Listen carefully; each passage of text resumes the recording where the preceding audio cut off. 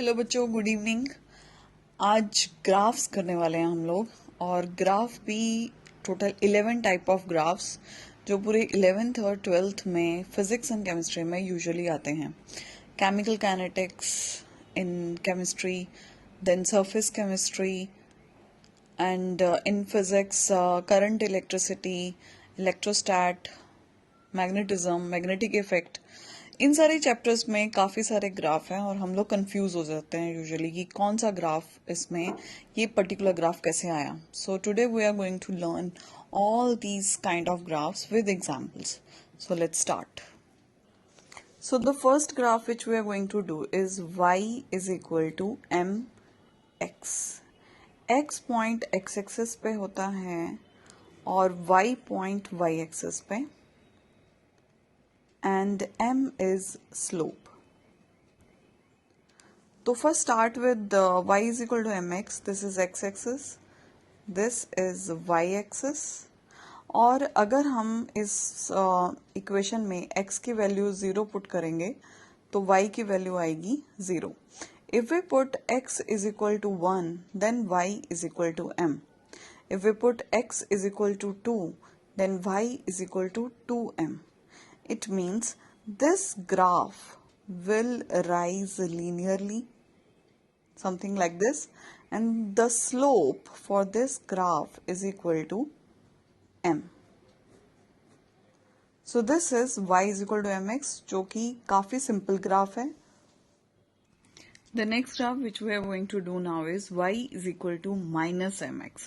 So बच्चों, इस graph में जब मैं x की वैल्यू 0 पुट करूंगी तो y का वैल्यू 0 आएगा. अगर x की वैल्यू 1 पुट करूंगी तो y का वैल्यू माइनस m आएगा. सिमिलरली x की वैल्यू 2 पुट की जाएगी तो y की वैल्यू minus 2m आएगी. So it means this graph is going to start from 0 but in the negative direction. Something like this.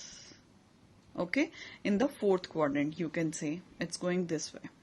So इस graph को अगर हम ध्यान से देखेंगे तो इसका जो स्लोप होगा that will be equal to minus m and the graph will start from 0. Now I am going to teach you the next graph. The next graph is y is equal to mx plus c. This is very common graph जो हम usually बहुत सारे examples में देखते हैं और सबसे ज़्यादा इम्पॉर्टेंट है हमारा केमिकल काइनेटिक्स में. केमिकल काइनेटिक्स में सेकेंड ऑर्डर का जो ग्राफ बनता है वो इसी टाइप का होता है. So let's start. ये होगा कैसे? जैसे मैं x की वैल्यू 0 पुट करती हूँ तो y की वैल्यू आएगी c. It's not coming 0. और अगर मैं x की वैल्यू 1 लेती हूँ तो y is equal to m plus c. Now what is c here? c is intercept. Okay, so it means यहाँ पर जब मैं x की वैल्यू 0 लूंगी तो मेरे y का वैल्यू कुछ ऑलरेडी कांस्टेंट c आएगा जिसको बोला जाएगा intercept. So my graph is going to start this way. So this is my x axis, this is my y axis. तो सेकेंड ऑर्डर का जो रेट लॉ इक्वेशन बनता है, अभी मैं वो एक्सप्रेशन कैसे आता है that I am not going to teach. I am just telling you that how that second order reaction we represent on a graph. The rate law equation for second order reaction is this.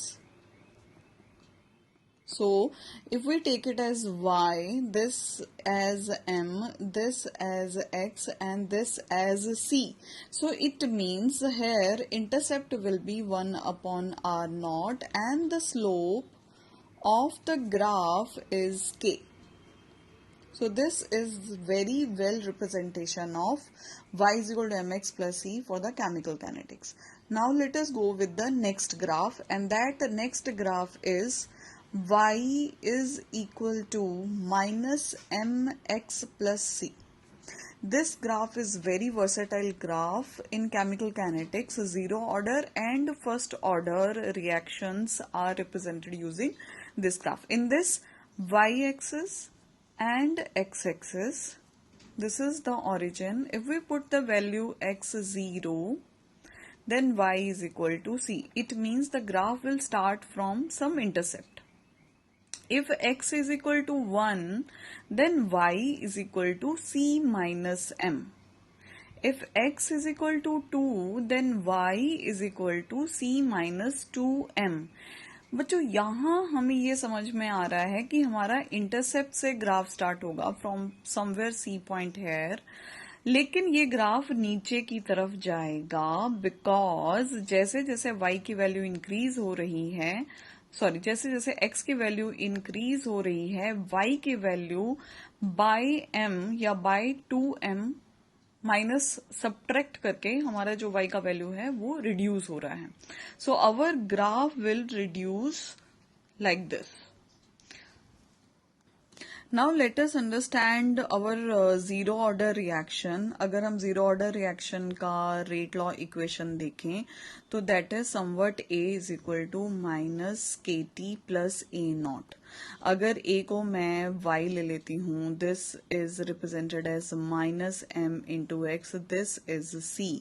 So k is going to be the slope for this graph. ये भी यहाँ पे से आप एक चीज understand कर सकते हो कि अगर स्लोप ऐसे रहती है तो दैट इज पॉजिटिव, और अगर कोई ग्राफ डाउनवर्ड ऐसे नीचे की तरफ जाता है तो उसको बोला जाता है negative slope. This is positive slope, this is negative slope. So this is the negative slope and C will be the intercept. तो intercept zero order reaction में क्या हुआ, A naught and slope will be minus K. इसी तरीके से हमारा first order reaction for the chemical kinetics. first order reaction के लिए हमारा equation होता है natural log R is equal to minus KT plus ln R naught. That is natural log R naught. और अगर मैं इसका ग्राफ प्लॉट करती हूँ तो this is y, this is equal to minus m into X plus C. So again here according to this our graph will start like this. y, this is x-axis and the intercept is going to be ln r naught and the slope is going to be minus k.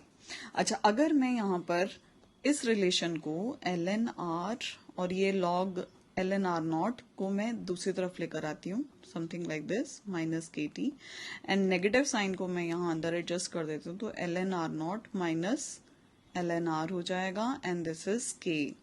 t को मैं यहाँ नीचे लेकर आ रही हूँ, ln को I am going to convert to the base 10, so I can write down 2.303 log r naught minus log r upon t is equal to k. So if I get this 2.303 and this graph downward, then we can represent it as log r naught by r is equal to k upon 2.303 into t. Do you know now how this graph can be represented? This is y, this is m, and this is x. So this graph representation will be something like this: y-axis, x-axis, and the graph will go straight. तो आप मुझे बता सकते हो ये कौन सा graph है? Yes, this is our first graph which we had learned in first position. This one. Y is equal to mx. So first order reaction can be represented in the two ways. अगर हम ये वाला equation के हिसाब से करना चाहेंगे तो हमारा ग्राफ ये बनेगा जिसमें हमारे y एक्सिस पे log r not upon r आ जाएगा और x एक्सिस पे टाइम आ जाएगा. लेकिन अगर मैं रेट लॉ इक्वेशन इस तरीके से ले रही हूँ ln r minus ln r not is equal to minus K T, like something like this, then my graph will be represented this way. Here in this graph I am going to show you y is equal to mx की power n. अगर मैं x की value 0 ले लेती हूँ तो मेरी y is equal to 0 होगा. अगर मैं x की वैल्यू 1 लेती हूँ then y की वैल्यू हो जाएगी m, और अगर मैं x की वैल्यू 2 लूंगी तो y की वैल्यू हो जाएगी m 2 की पावर n. तो इट मीन्स यहाँ पर y एक्सिस और x एक्सिस में जो ग्राफ बनेगा वो एक्सपोनेंशियली राइज होगा, something like this. The next type of graph is y is equal to m upon x की power n. So here if you see, अगर मैं x की वैल्यू 0 लेती हूँ, something divided by 0, what will you get? You will get infinity. It means मेरा जब graph x axis पे 0 होगा तो y से ये infinity की तरफ से आएगा. One more important thing, अगर x की वैल्यू 1 ली जाएगी तो y का वैल्यू m अपॉन 1 होगा, लेकिन x की वैल्यू अगर 2 लेंगे तो हमारा ग्राफ y एक्सिस के हिसाब से डिक्रीज होना शुरू हो जाएगा. मतलब कि x की वैल्यू अगर इंक्रीज होगी तो y की वैल्यू डिक्रीज होगी. Our graph will come from infinity and it will decrease exponentially. So this is how we represent the graph. So यहाँ 11 टाइप्स में से मैंने 6 टाइप्स कवर कर दी हैं. In the next video I am going to show you the next 5 type of graphs. So watch it.